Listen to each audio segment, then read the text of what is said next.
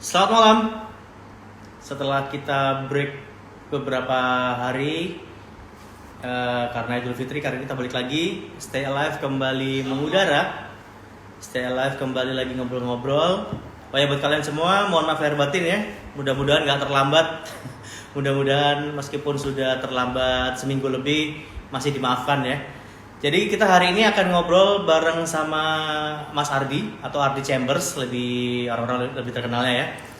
Jadi kita akan ngobrol tentang gimana pandemik ini berpengaruh terhadap bisnis musik industri, yaitu show, konser, promotor dan juga retail ya, bisnis retail seperti t-shirt, kaos ataupun distro lah, atau bisa dibilang seperti itu. Udah request ya ini ya.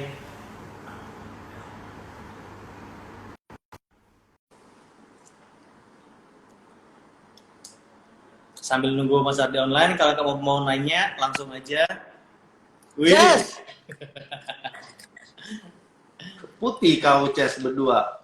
Loh, Oh, kebanyakan di dalam ruangan. tidur terus Mas. Kita tidak pernah keluar, jadinya glowing nih, glowing. Luar biasa. Apa? Gimana nih zona hitam nih, zona hitam. Waduh, Ces. Waduh. Ya kita cuman berani dari rumah kantor, nggak berani kemana-mana. Emang zona hitam sih Jawa Timur. Parah ya. Luar biasa. Rumah kantor, kantor sebelah rumah. Depan rumah, Pak. Kalau Edward deket, 10 menit sampai. Saya 20 menit lah, baru sampai kantor. Nggak Nah, berani ini kemana-mana. saya mesti nge-host loh tadi. Harusnya saya nge-host hari ini, malam ini. Nge-host di mana? Rocket Iya, Celebes. Bos. Nggak jadi, pakai cadangan. Ternyata bentrok. Diganti. Masih live tuh di sebelah, masih live di sebelah. Iya, Iya, tadi iya. kita juga lihat Kita kok. juga lihat tadi. Kita juga lihat kalau si siapa? Rocket Celebes lagi live.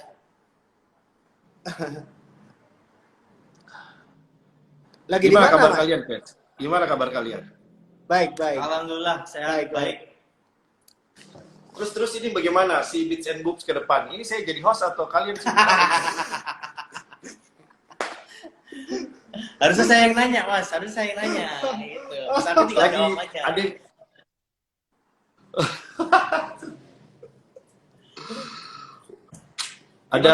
ada followers aktif nih di Beats and Boobs nih, aktif nih kalau lagi-lagi muncul terus nih. Kadang nggak berani komen Muncul saya, terus Mas. nih. Elit global nih, Mas. Elit global. Elit global. Saya nggak berani komen saya. Kalau dia udah muncul, wah ini. Mas Ardi apa kabar, Mas? Alhamdulillah tetap bisa ngapa-ngapain lah. Alhamdulillah sehat Mas Adi di rumah. di kantor. Di kantor. Oh, di Cahem. Cakep. Kantor adalah di kantor. Oke. Oke. Lihat kan Mas, mau ada nanya-nanya ya, kita ngobrol-ngobrol santai ya, Mas. Kita ngobrol-ngobrol santai.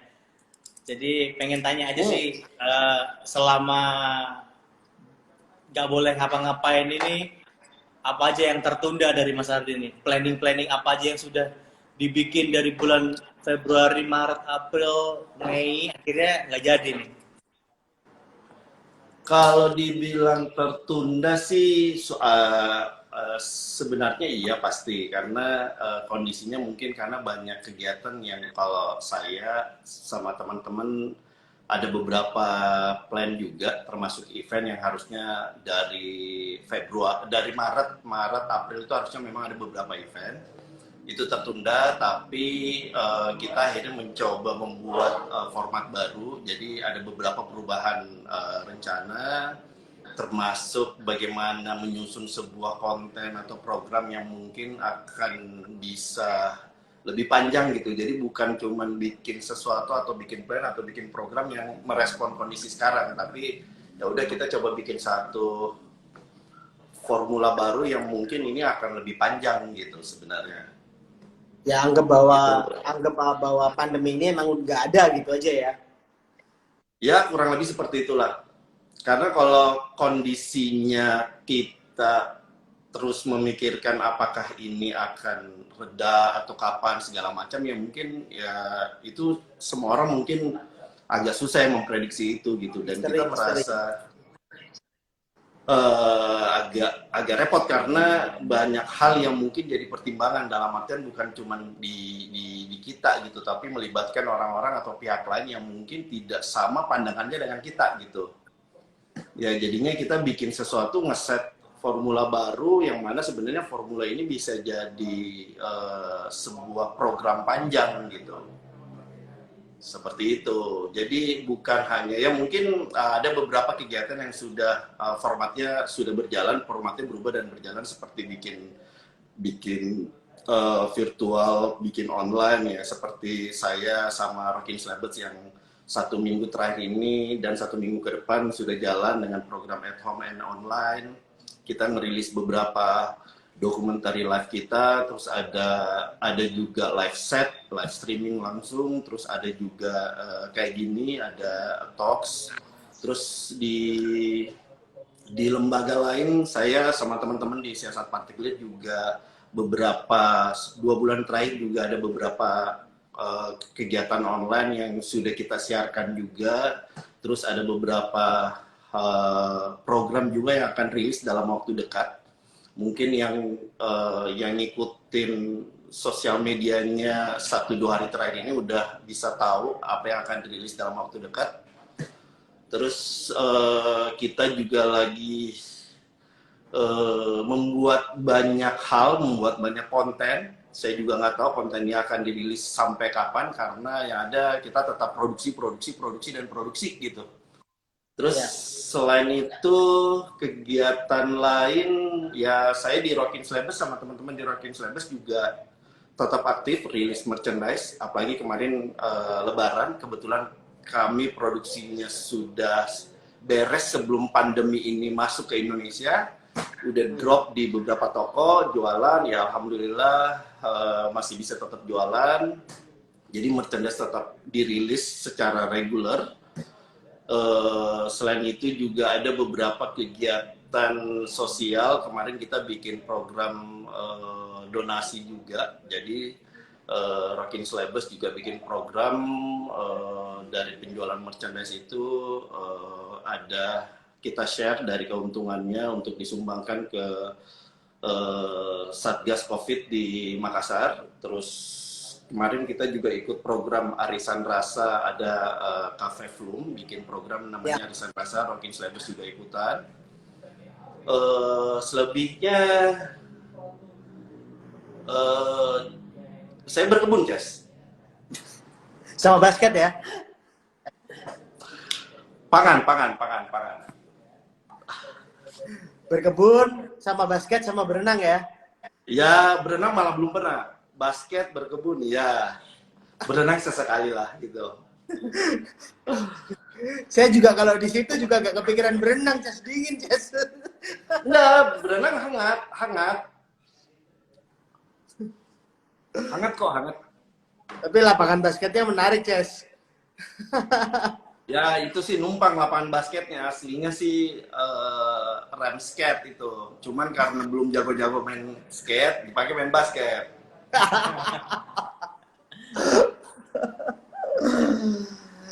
Eh, Gitulah iya, kurang iya. lebih, Cas.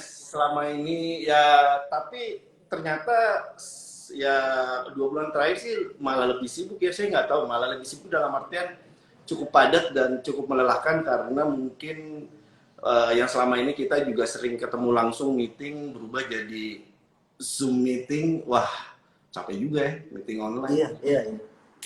Kita juga ngerasa kok, Ces, kalau jadi kapan hari itu kita sempat memutuskan untuk WFH kan. Jadi kok kita ngerasa makin capek juga, nggak ngapa-ngapain gitu loh. Hari ini saya tahu, hari ini tuh pas, wah ini hari ini bareng Beats and Boobs ya. Wah, saya pakai kaos putih kan, saya tahu kalian akan pakai kaos hitam. Saya kan nggak punya kaos lain selain warna hitam, Mas. Gimana dong? Ada, kalau kaos putih, kaos lain saya ada putih, kuning, tapi kaos band yang cukup ikonik gitu dengan warna ya kalau ngomongin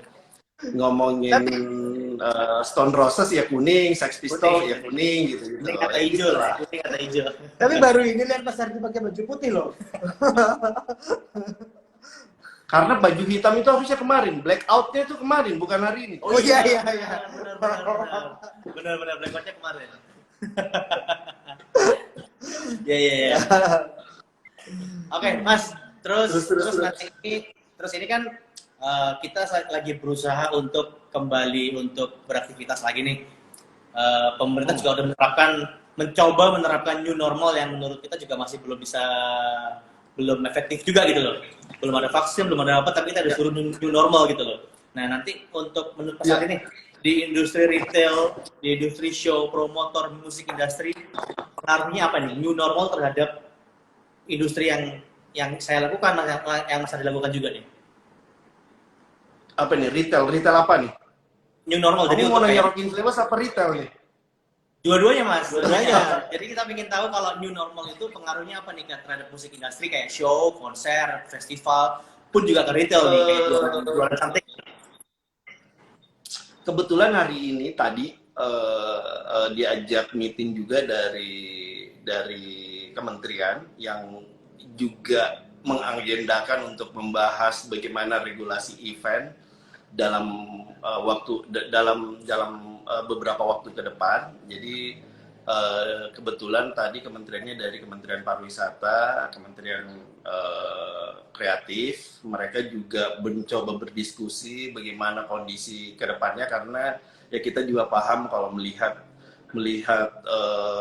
konsentrasi para pemangku kepentingan khususnya pemerintah mungkin fokus dengan ya kesehatan, perekonomian gitu. Kalau untuk urusan kreatif yang mungkin di ranah event atau mungkin kegiatan lainnya kan mungkin masih boleh dibilang menurut saya mungkin belum prioritas. Makanya tadi juga mereka ngajak beberapa promotor memang membahas bagaimana strategi-strategi mereka terhadap kegiatan pertunjukan gitu. Dan sebenarnya sih menarik karena mereka mencoba membuka forum itu. Jadi kita bikin kayak FGD dan mereka mencoba merespon yang mana sebenarnya pertanyaannya kan mungkin membingungkan di kami gitu.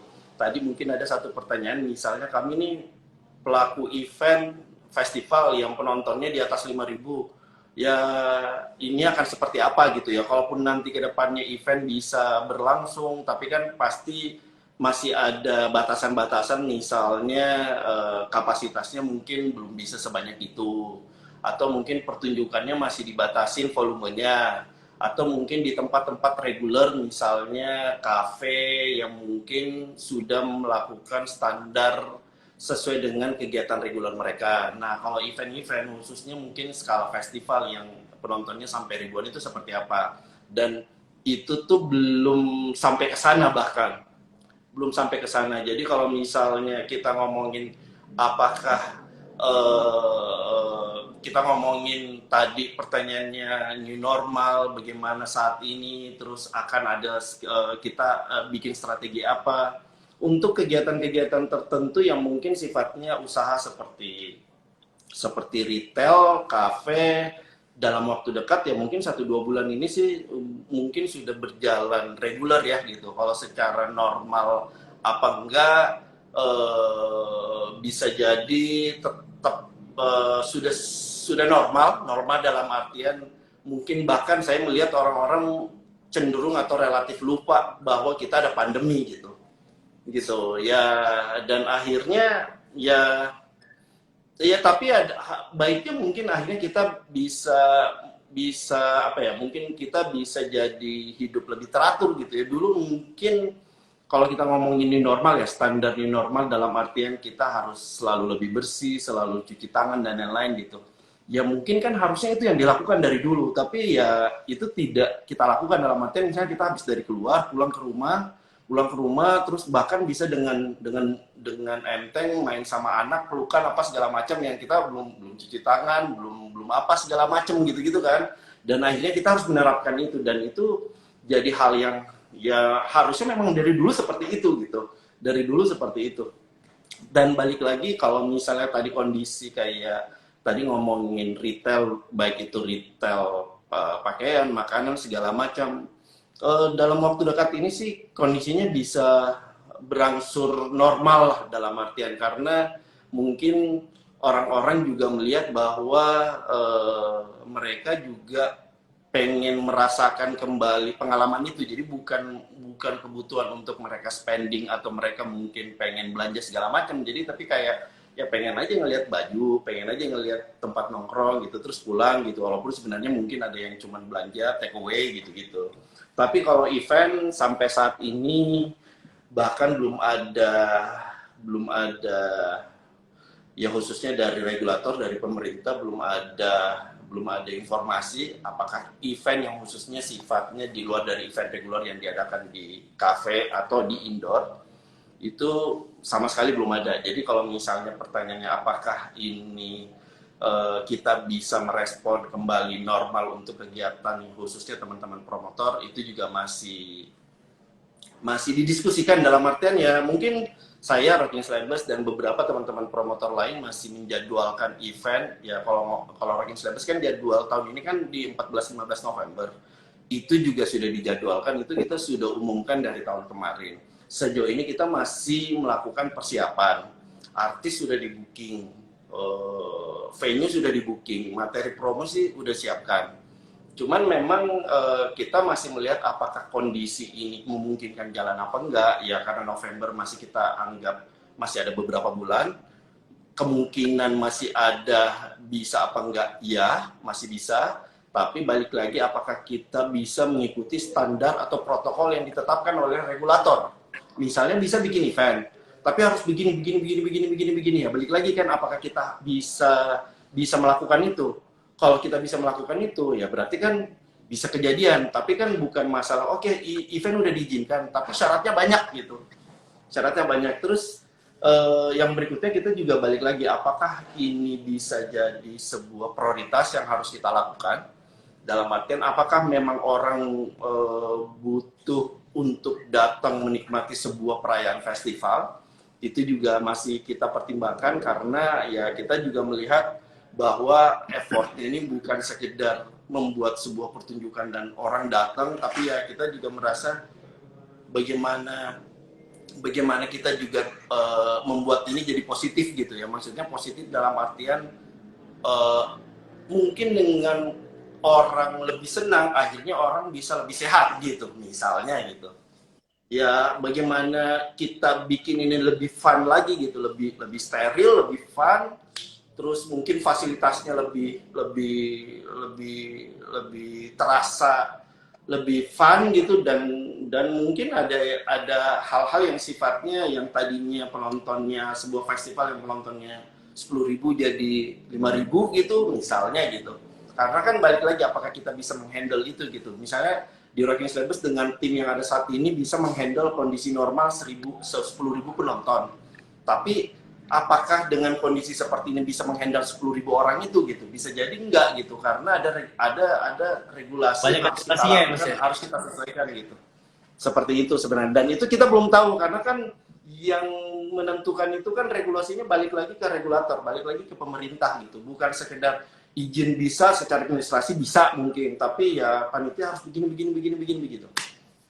Kalau yang retail segala macam, saya pikir protokolnya sih nggak terlalu ribet gitu, karena usahanya reguler gitu. Maksudnya ada toko, ada kafe, orang biasa datang, ya paling ngatur bagaimana standar kebersihan, kesehatan, keselamatan, ngatur tempat duduk, bagaimana ngatur timnya agar tetap distancing gitu-gitulah. Tools-toolsnya. Begitu, Ces. Oke. Ya. Jadi memang karena ya kemarin sih saya juga kepikiran gitu sih Mas. Jadi kita masih ya kalau mungkin retail ataupun kafe itu pasti akan bisa berjalan normal seiring dengan waktu ya. Tapi kalau Ya. untuk yang apa namanya event atau festival atau musik, karena dia secara simultan dia akan ribuan orang datang, pasti akan lebih susah, regulasi akan lebih banyak, terus requirement dari Tapi pemerintah akan ada, lebih tinggi. ya jadinya juga ada beberapa hal yang seperti tadi saya bilang di awal. Jadinya ada beberapa hal yang kita lakukan yang bahkan jadi programnya lebih panjang dan bahkan lebih besar gitu. Dalam artian yang mungkin sebelumnya belum diprioritaskan atau mungkin bahkan belum terpikirkan untuk kita lakukan gitu. Dan akhirnya kita harus melakukan itu karena mungkin ini adalah momentum dan bisa jadi sebuah karya yang menurut kami harusnya bisa dilakukan kelak gitu, tapi akhirnya maju dalam artian mungkin ada beberapa mimpi yang pengen kita lakukan, ada impian pengen kita lakukan, tapi nantilah mungkin di tahun sekian atau beberapa tahun lagi, tapi akhirnya dimajuin karena kita merasa mungkin energinya bisa dilakukan sekarang gitu. Jadi ya kalau dari Rocking Celebrity sendiri kebetulan tahun ini juga lagi menyusun buku. Kita lagi akan merilis buku 10 tahun. Bahkan buku itu sangat siap ketika difilmkan. Jadi gitu. Jadi kayak oh ini bisa jadi sebuah project seperti ini gitu. Tapi untuk sampai saat ini kan belum ada pembatalan Mas dari Rocking Celebrity, masih bisa go ya di November nanti ya. Bisa, selama kita bisa menyesuaikan dengan standar, ya kalaupun misalnya izin sudah dibolehkan, tapi pertanyaan berikutnya apakah kita bisa menyesuaikan dengan standar yang ditentukan, standar protokol yang ditentukan oleh pemerintah misalnya. Ya itu kan kita belum tahu. Kita belum tahu dalam artian kalau tanggal boleh, itu nanti boleh kejadian, venue sudah siap, produksi sudah siap, tapi kan ada non teknis. Kalau teknis kan kita udah tahu ya, non teknis ini kita belum tahu gitu. Jadi kalau ketika kita mengatakan iya kita go, oke kita go, tapi kita tidak merilis apa-apa yang memastikan bahwa kita pasti jalan, tapi kita tidak mengatakan kita postpone, belum gitu. Karena kita belum tahu ini non teknis syarat apa yang harus dilakukan gitu, karena itu akan ada gitu. Nah itu yang kita tunggu. Nah kebetulan baru tadi sore diajak meeting dari kementerian membahas hal ini gitu. Oke, Mas. Ini kan karena akhirnya orang-orang ini apa kita nonton Supersonic aja September ya? Kan go kalau itu. Supersonic kan go di Jepang. September. Oktober aja Mas, Chemical Brother Mas. Nah oke, contohnya misalnya mereka bisa. Pertanyaannya pemerintah membuka airlines internasional nggak? Kan belum tahu. Itu. Kemarin juga kepikiran gitu kan, tiketnya murah 1,2 juta nih, kayaknya boleh nih ke Jepang. Cuman pesawatnya ada nggak? Itu dia. Kita mau misalnya, tapi harus bawa surat keterangan bla bla bla bla bla. Nah, surat keterangan itu oke, tiket 1.200.000, tapi bikin surat keterangan 5 juta gitu kan, jadi malas kan? Jadi nggak jadi gitu. Jadi begitu maksudnya non teknis itu yang kita belum tahu gitu. Iya. Non teknis seperti itu kan juga ngaruh ke, misalkan ada kata nanti Rocking Celebrity ada artis luar negeri lagi kan juga bakal susah juga ya. Iya. Ya kan. Oke, Mas. Ini kan karena orang-orang akhirnya nggak boleh bikin event, nggak boleh berkumpul, nggak boleh bikin apa-apa, karantina di rumah terus. Akhirnya semua orang larinya adalah ke digital, ke sosial media akhirnya.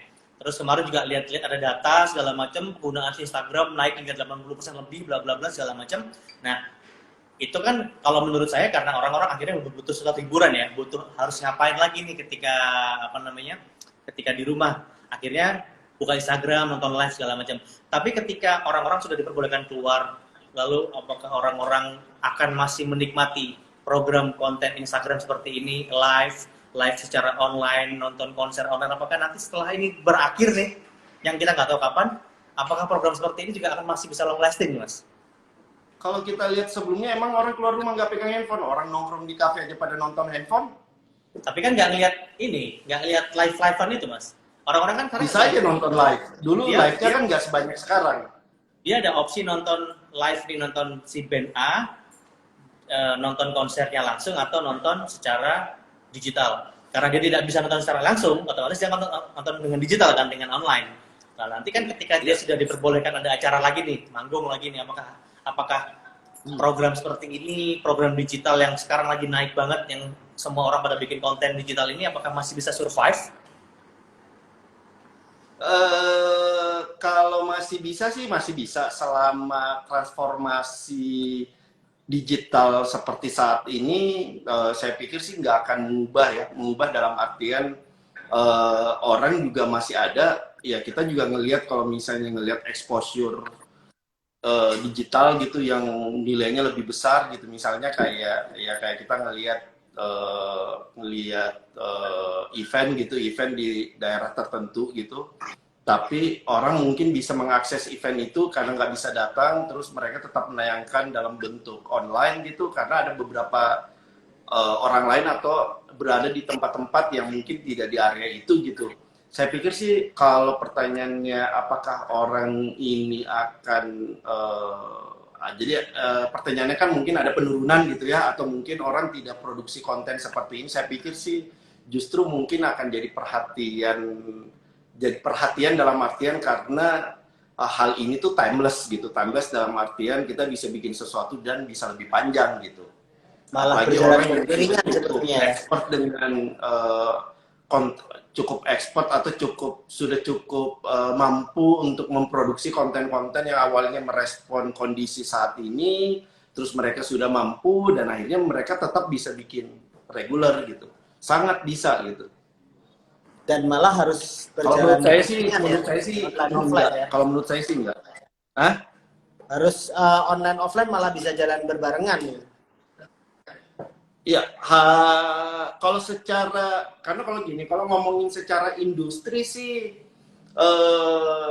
kalau kita ngomongin industri saya, industri pertunjukan event, berarti kan sebenarnya saya tetap memprioritaskan kegiatan offline. Kalaupun misalnya online ini akan dilakukan apa enggak, mungkin saya tidak melakukan, tapi ada partner atau pihak lain yang bekerja sama saya untuk melakukan itu. Ya. Jadi kan ada peluang untuk tetap melakukan itu dan ada peluang untuk tetap bekerja sama melakukan itu gitu. Ya. Kalau secara industri ya saya sebagai pelaku event offline saya akan tetap fokus dan memprioritaskan itu. Tapi akhirnya ada peluang karena ada beberapa pihak yang sudah sangat paham dengan pengaruh dan bagaimana membuat ini secara online gitu, itu tetap jalan dan saya merasa saya akan membuka dan bisa bekerja sama gitu. Seperti itu, just misalnya Bits and Boobs gitu, ngapain bikin offline lagi, ya udah kita terusin online, tapi kita bekerja sama promotor yang bikin offline, ya bisa kayak gitu kan gitu. Ya. Bisa kayak gitu, ya udah mungkin kita nge-host gitu, bikin program online gitu, interview sama artisnya, interview bagaimana persiapan ya, anggapannya begitu gitu kan, jadi platformnya bisa seperti itu, bisa aja gitu. Akhirnya ya udah deh, ada yang ngerjain online, ada pihak, ada lembaga yang memang fokus ke offline, ada yang ke online di sana. Jadi akhirnya malah sebenarnya karena bisa dibilang terpaksa kita harus bikin seperti ini karena nggak bisa bikin konten offline, tapi ternyata malah dari segi online ini sebenarnya kita masih kurang malahan ya, harusnya ya, kita kurang ngulik malahan ya, harusnya masih banyak yang bisa gitu. dapetin lagi harusnya kan. Ya, jadi kan menciptakan peluang baru, menciptakan lapangan baru, dan akhirnya ketika ini dikolaborasiin ternyata tidak justru membuat ini menurun gitu. Maksudnya kayak saya aktif melakukan kegiatan offline event. Terus ada lembaga yang menawarkan bekerja sama untuk semua event kita aktivasi secara online. Ya, saya akan sangat senang dan terbuka untuk bekerja sama gitu. Tapi kalau misalnya kita melakukan itu, mungkin prioritasnya beda gitu. Prioritasnya beda maksudnya kita sudah fokus memprioritaskan kegiatan offline, tiba-tiba ayo kita garap online-nya. Saya pikir itu bidang yang berbeda gitu. Konsentrasinya berbeda, yang ada mungkin bekerja sama dengan lembaga lain untuk menyiarkan ini misalnya. Ya. Kayak gitu guys. Ya mungkin makanya tadi saya bilang Bits and Boobs mungkin jadinya setelah ini orang normal bikin event, ya udah kita nggak usah bikin event, kita support aja orang bikin event, kita siarkan mereka, kita streamingkan mereka, kita investasi tools untuk bikin produksi online misalnya gitu. Ya bisa aja gitu.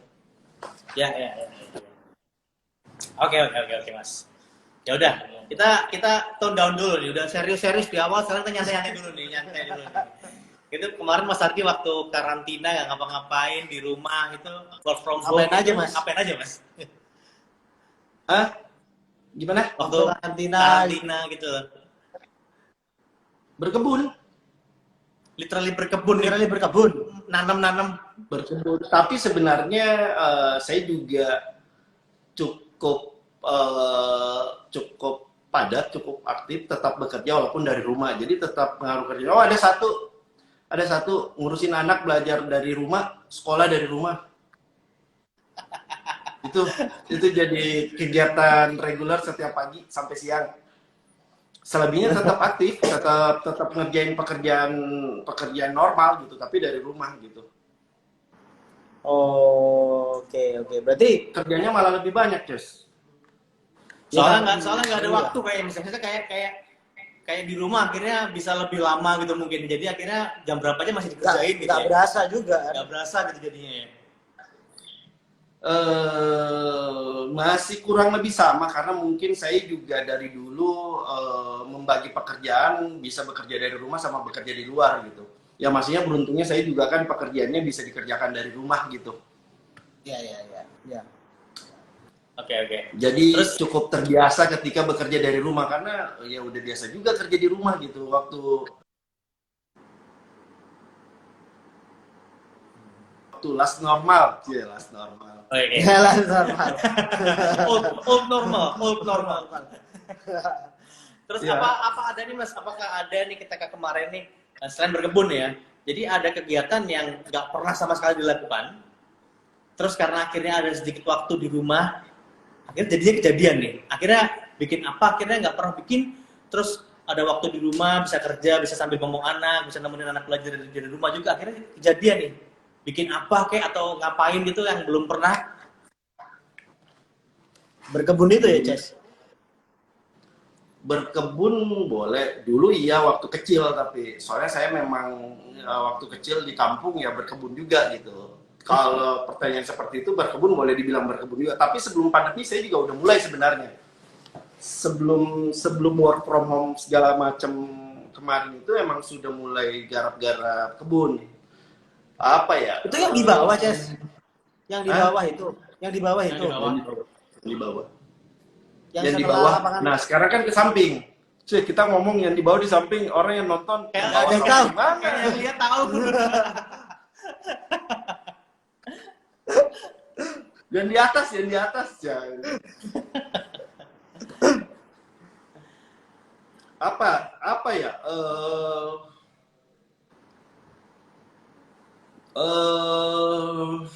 Hampir nggak ada kayaknya apa ya, nemenin anak belajar itu juga normal sebelumnya ya pernah dilakukan.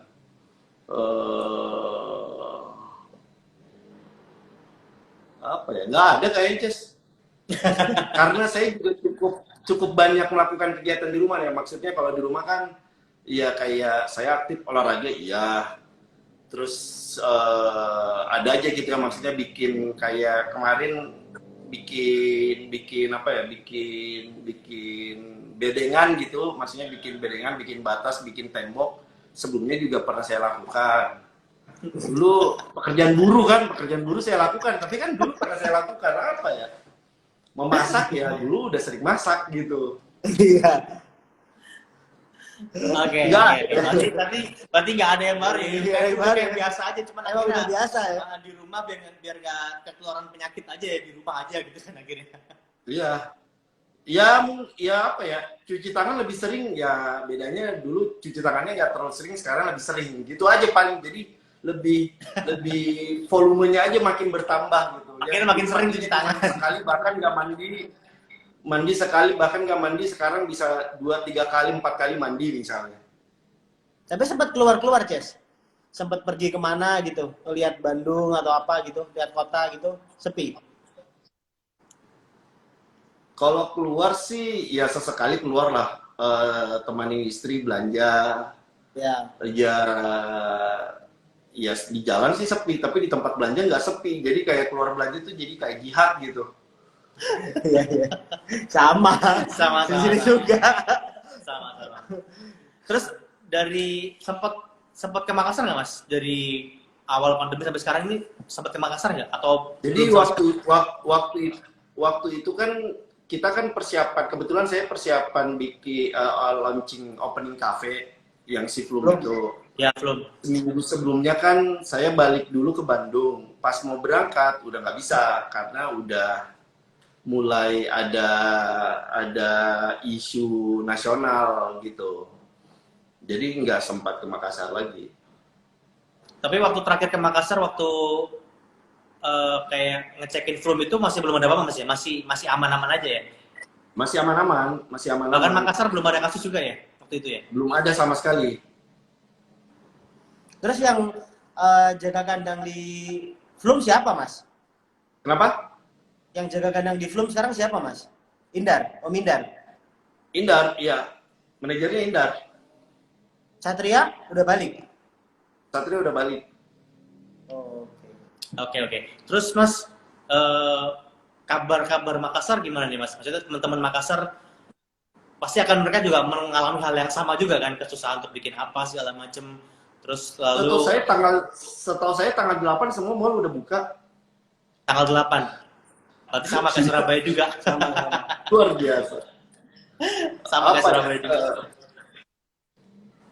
Tapi Surabaya mall buka kok Mas, masih rame kok. Ya rame semua orang pada pengen keluar gitu.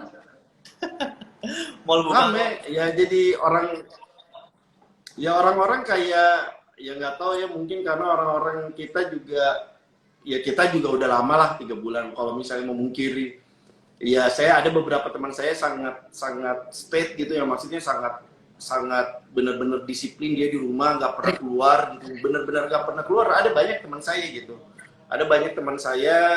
mereka disiplin, bukan mereka takut ya, mereka disiplin walaupun dia akhirnya kecewa karena ya ternyata beberapa pihak pemerintah atau orang-orang lain ternyata bisa aja kumpul-kumpul gitu.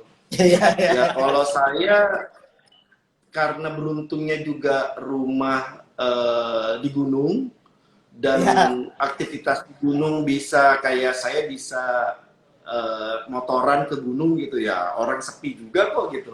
Saya bisa sepedaan ke gunung, saya bisa lari ke gunung gitu ya.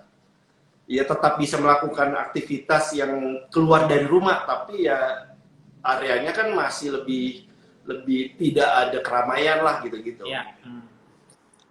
Oke. Mas ceritain dikit tentang Flume dong Mas. Kayaknya nggak cuma kafe ya Flume ini ya? Ini belum juga diceritain nggak? Iya, Kan jadi paling baru Mas. sebenarnya Iya. apa? Kan paling baru soalnya. Mainannya yang paling baru kan Flume Mainan nih Mas Ari kayaknya. yang paling baru kan Flum. Apa ya? Jadi mungkin sebelum pandemi kemarin kan kita udah sempat woro-woro tuh. Jadi kita bakal bikin Flume, ada cafe, ada event space, ada working space, ada co-working space, ada toko, ya kurang lebih seperti itulah gitu konsepnya. Karena tempatnya juga cukup menarik buat diactivate seperti itu. Selain relatif lebih besar, ada beberapa spot yang cukup mendukung untuk kegiatan-kegiatan lain di luar dari F&B gitu. Ya konsepnya seperti itu, Ces. Oke, ruang kreatif berarti ya. Ruang kreatif kayak punya kamu, Ces, mau bikin kan? Kapan nih beres? Ya juga ini Ini lagi stop dulu Mas. Stop dulu. Insya Allah ya. lagi stop dulu. Stop dulu nih. Insya Allah. Tapi apakah memang ada kebutuhan space Mas untuk di Makassar? Apakah teman-teman Makassar ini kayak komunitas, kayak kolektif ini butuh space untuk do something?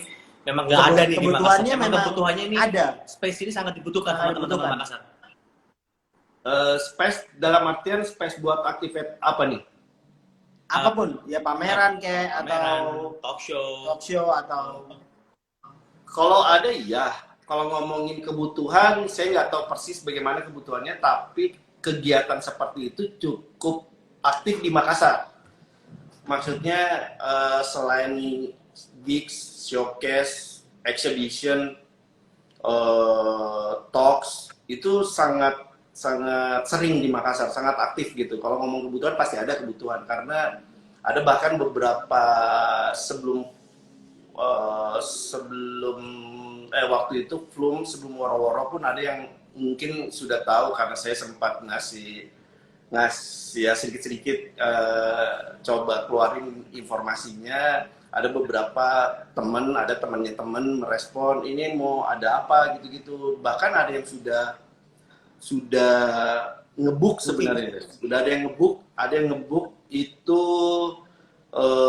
ada yang ngebook 2 project, ada yang ngebook bahkan ngantor setahun dengan bikin program gitu. Jadi ada yang ngebook pengen launching buku lah, wah bukunya udah jadi, udah dijual tapi belum di launching. Jadi terakhir kayak ada beberapa agensi juga pengen bikin kegiatan, udah ada. Terus kita juga bikin kita juga bikin program sebenarnya. Kita juga programming. Jadi terlepas space-nya akan dipakai oleh orang lain, ya kita akan aktivasi juga sendiri. Oke. Saya yang butuh, Tes. Dia yang butuh ternyata. Mas Ardi yang butuh ternyata. Bangun buat kita sendiri masih bukan buat orang lain Mas ya.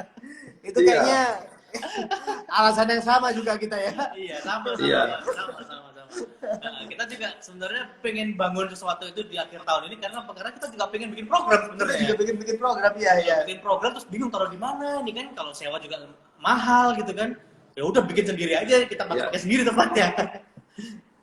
Gitu. Oke, kalau Flume seperti itu. Terus Chambers nih Mas. Chambers setelah sekian lama ini sampai 2020 ada mau ngapain lagi Chambers Mas?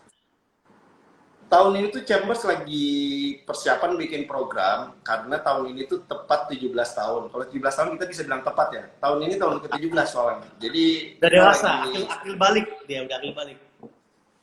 Kita kemarin udah bikin plan, bikin pertunjukan 17 hari berturut-turut. Jadi di Chambers itu kita bikin satu venue space, kapasitasnya bisa 200 orang. Jadi kita ada area yang kita sulap di lantai 2. Kita ngomong lagi kan, kamu pernah ke Chambers. Di lantai 2 udah pernah. Kita gudang.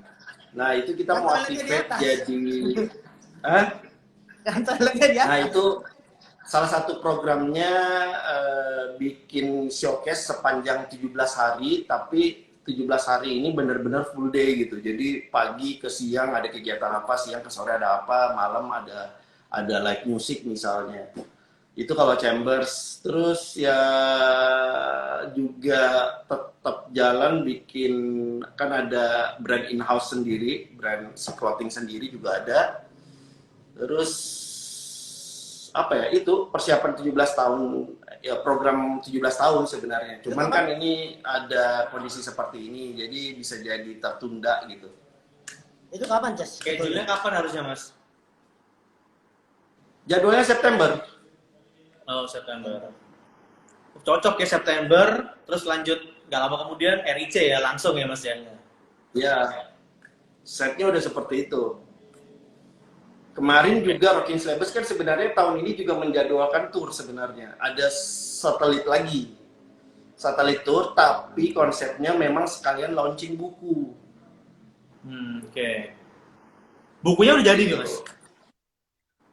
Bukunya kalau materinya 100% udah jadi. Cuman belum cetak. Tahap editing. Belum cetak, belum publish ya? Layouting udah semua. Masih tahap editing, tapi materinya udah siap semua. Oke. Harusnya November ketika RIC ada atau tidaknya satelit harusnya dia bisa launching ya Mas ya? Pas kan momennya ya harusnya ya? Iya. Oke, ditunggu. Semoga lancar. Amin, lancar. Semoga ke Surabaya lagi, Mas. Iya dong. Mantap.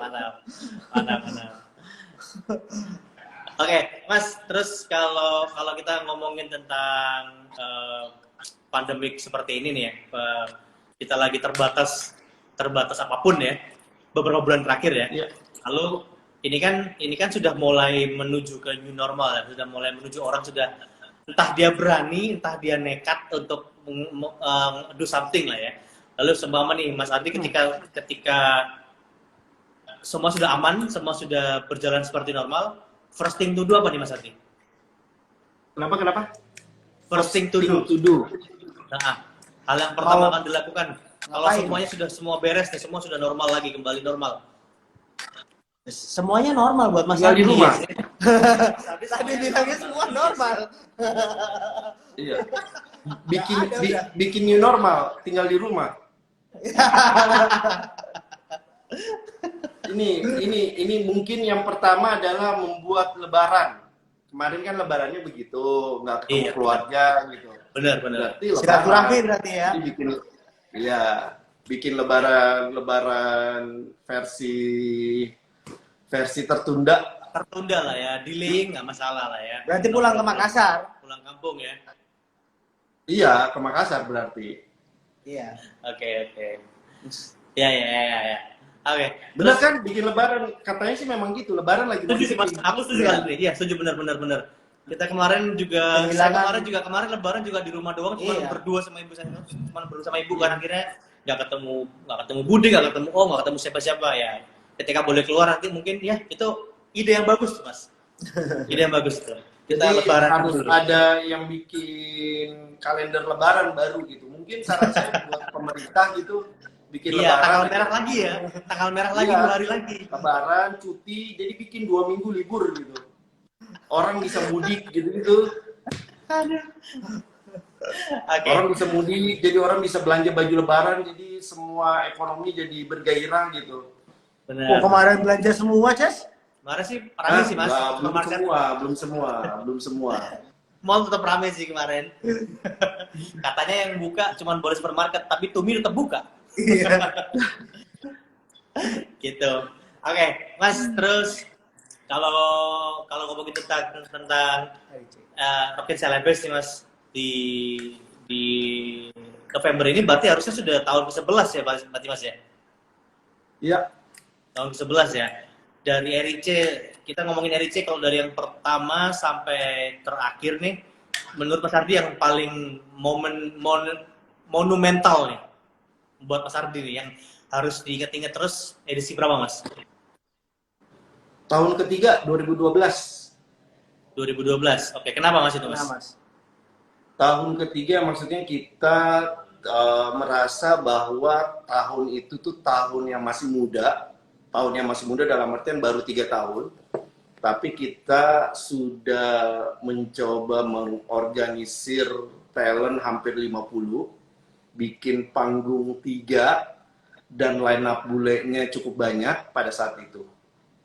Dan penonton terbanyak sepanjang Rockin Celebes, 10 tahun Rockin Celebes bahkan. Yang ketiga. Yang ketiga. Waktu itu tuh ada Suffocation, ada Second Hand Serenade, ada Psychroptic, gitu-gitulah. Ada SID, ada Sigit. Panggungnya udah ada 3 dan itu simultan semua, 3 panggung nyala semua. Yang itu pertama kali kita trial kan di tahun pertama itu panggung 1, tahun pertama itu panggung 1, bandnya cuma 12, tahun kedua panggung masih 1, bandnya jadi 16, tahun ketiga itu bandnya kalau nggak salah 40, panggungnya udah 3. Jadi Satu hari. Satu hari. Berapa ribu Mas orang? Satu hari yang di venue yang kemarin, dan itu venue terakhir sebelum tempat itu bersengketa. Jadi venue tetapnya kan sebenarnya itu yang 2012, 2013 masuk indoor, 14 indoor, 15 indoor, 16 keluar outdoor, 17 indoor lagi. Jadi tahun 2012 itu adalah venue terbaik menurut kita, dan akhirnya kita pakai lagi 2 tahun terakhir. Yang parkiran Trans itu ya lihat sendiri kan kemarin datang, itu tuh baru 1/4 areal yang kita pakai kemarin di Rockin Celebes itu baru 1/4, jadi bisa dipakai lagi gitu. Terus esensi festivalnya dapat karena orang benar-benar bisa mengapresiasi, bisa nonton berpindah-pindah gitu-gitu. Jadi orang-orang mulai paham apa itu arti festival gitu-gitulah. 2012 menyenangkan. Oh, 2012 itu TSM juga ya? TSM pertama kali TSM. Oke. Terus boleh bocorin dikit ya Mas, harusnya tahun ini ada yang beda apa satu aja? Kalau insya Allah bisa Jalan. tergelar nih, harusnya ada yang beda apa nih? Dari tahun kemarin? Ada. Slipknot Mas. Lain ya, kalau mungkin Gaga seneng gitu. Kemarin kita sebenarnya sudah deal sama satu band bule dan balik lagi main di Surabaya, bahkan yang sebelumnya pernah main di Jogja dan di Bali dan di Jakarta, di Depok ya. Itu satu. Terus Oke. Paham. nggak apa-apa, boleh disebutin kok. Kan udah Power trip ya. Mantap. tapi ya udahlah, mungkin mereka juga nggak akan datang lagi karena kondisinya juga seperti itu. Yang menarik lagi, kita tahun ini merilis produk minuman yang harusnya di Rockin Syllabus tahun ini tuh ada produk minuman yang kita rilis, ada kopi sama kombucha. Oke. Kalau lucu kombucha ya. Kirain. Ya kan orang nggak tahu, Mas. kita tahunya bikin aparel, bikin merchandise, ya nggak apa-apa. Yang mungkin ya ini kesempatan pertama, ini kali pertama saya bilang kita lagi bikin produk minuman gitu. Oke. Ya. Apalagi ya, Terus? untuk tahun ini ya termasuk rilis buku. Ya, buku sangat spesial sih. Untuk Iya. umur Iya. 10 tahun buku sangat spesial sih. Harusnya memang Ya, memang harus menjadi juga. sebuah collectible item juga ya untuk Rockin Iya. Syllabus ya. Iya. Oke. Tujuannya Mas, itu terus- sih buat di plan tahun ini. Oke. Terus untuk ini agak sedikit nanya aja sih. Tahun kemarin kita kan sempat datang ke RIC nih, ke Rockin Syllabus. Lalu kita sempat juga melihat banyaknya merchandise festivalnya ya. Puluhan artikel untuk festival merchandise. Boleh diomong jelasin maksudnya, kita juga ingin tahu korelasinya antara merchandise festival, apakah harus sebanyak itu, akhirnya tidak, apakah orang-orang tidak takut merasa nggak eksklusif nih karena banyak artikel, banyak model nih. Halo? Ya, Iya, halo, gimana Mas? tahun kemarin itu sebenarnya kalau ngomongin merchandise kemarin itu sudah sangat ideal bahkan. Jadi sebanyak itu, tapi kita mencoba bikin itemnya, desainnya itu variannya banyak, tapi sama-sama menarik. Sama-sama menarik karena memang kita bikin bukan hanya produk t-shirt misalnya, tapi ada beberapa, ada jaket, ada topi, ada aksesoris gitu. Dan selama ini kita selalu melihat bahwa Rockin Syllabus punya potensi untuk bisa jualan merchandise lebih banyak gitu. Ya mungkin Gaga sama Edbar kemarin bisa lihat bagaimana apresiasi orang yang mungkin ada yang datang pagi cuma pengen beli merchandise tapi pulang. Ada banyak bahkan. Ada banyak itu datang jam 2 beli merchandise pulang, nanti malam baru nonton. Karena merasa ngantri ya, daripada ngantri mending open gate datang duluan, beli merchandise lalu pulang, terus baru balik lagi. Biar nggak habis merchandise juga ya. Karena memang festival ini juga dari tahun pertama kita sudah melihat bahwa kebutuhan merchandise harus ada, karena salah satu revenue yang mungkin kita anggap paling bisa kita shifting, paling bisa kita pastiin itu salah satunya merchandise bahkan. Jadi merchandise bahkan bisa mengalahkan tiket, dalam artian orang pengen appreciate merchandise dulu baru membeli tiket misalnya, bahkan bisa seperti itu. Jadi memang dari tahun pertama kita sudah merilis serius merchandise dan itu kejadiannya tiap tahun, dan akhirnya kita merilis merchandise secara regular, dan ini mungkin jadi salah satu value di festival ini, di Rockin Syllabus, karena mungkin juga kalau saya melihat beberapa festival khususnya yang ada di Indonesia, mungkin Rockin Syllabus boleh dianggap punya posisi menampilkan merchandise itu sangat cocok gitu ya. Maksudnya kan ada orang yang mungkin masih fokus dengan line up, produksi segala macem gitu. Bahkan di kita banyak konsumen yang pengen cuman belanja merchandise tapi nggak mau nonton gitu. Aneh kan? Ya terbukti dengan festival udah kelar, masih jual merchandise masih tetap laku ya merchandise-nya ya. Iya. Oke. Dan itu Kayak gitu. Jadi strateginya memang keluarin dulu Cas ya. merchandise begitu penting.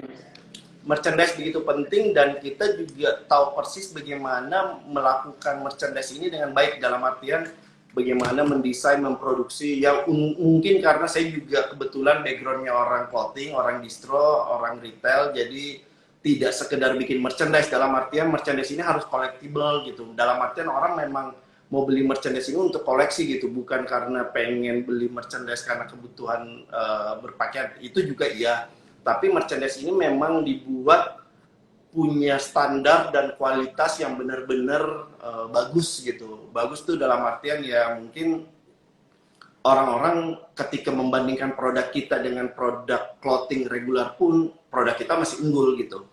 Walaupun sebenarnya kita melihat kalaupun kualitasnya tidak sebagus itu pun ya kan ada memorabilia festival gitu. Bahkan kita melihat bahwa memang kualitasnya harus bagus gitu. Kualitasnya harus premium lah, kasarnya seperti itu gitu. Bahkan kita merasa merchandise ini tuh sangat premium buat kita gitu. Seperti itu, Jess. Gila. Dan merchandise ini boleh dibilang merchandise ini yang ya mungkin saya nggak tahu, mungkin nanti akan ditanyakan apa enggak, tapi merchandise ini yang menopang festival ini bisa bertahan sampai 10 tahun. Oke. Mantap. Sudah. Jadi orang mungkin belum, jam, mungkin ada banyak event festival, mungkin menunggu jualan tiket dulu baru bikin atau mungkin baru kebeli.